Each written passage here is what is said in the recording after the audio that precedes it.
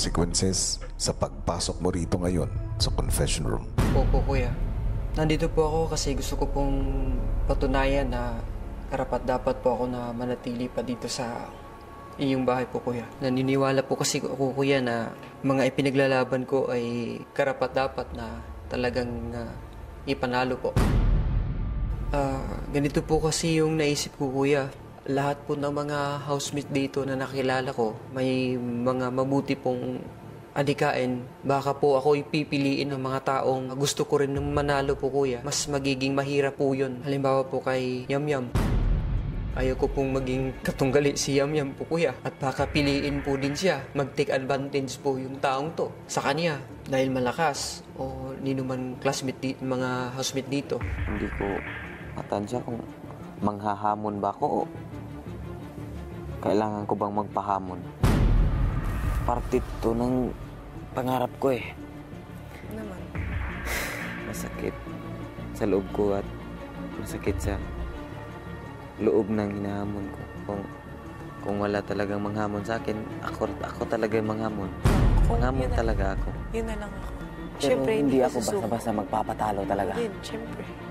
Kasi alam ko sa sarili ko na competitive din ako. Kaya mo. Taong tinutukoy ko po na gusto kong kalabanin na malakas, may mataas na estado ng buhay, patas po na maging kalaban ko ngayon, kung ano mang pagsubok ito, ay si Andre po.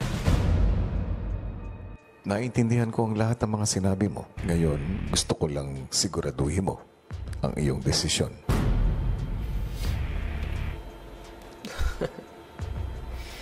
Kasi para sa akin, handa-handa po ako lumaban na araw-araw po, kuya, pero totoong naguguluhan din po. Sige po, pag-iisipan ko po. Paglabas sa confession room, agad na nilapitan ni Mark sina Mary Grace, JC at Honey na kapwa galing Camp Star Hunt. Dalawang isip rin ako. Kala ko buong-buo na ito yung kanina eh. Nagbago ka ng isip. If you really want to be here, then you have to fight for it, diba? Hindi mo, oo nga. Makichismis nga tayo. Ako din, just... Maya-maya ay sumama na sa usapan ang iba pang mga housemates. Did you make a decision? No. You didn't?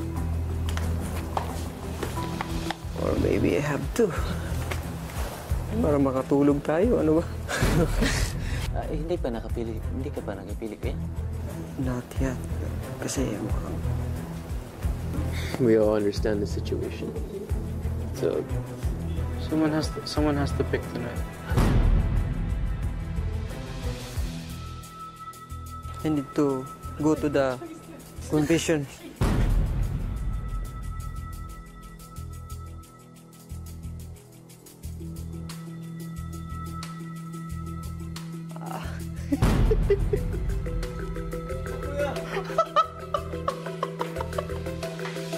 Pwede bukas na.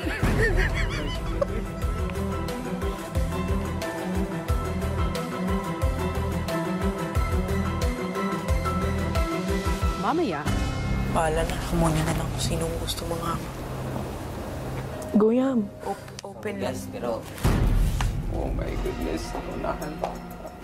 parte ito ng pangarap ko kaya sorry kung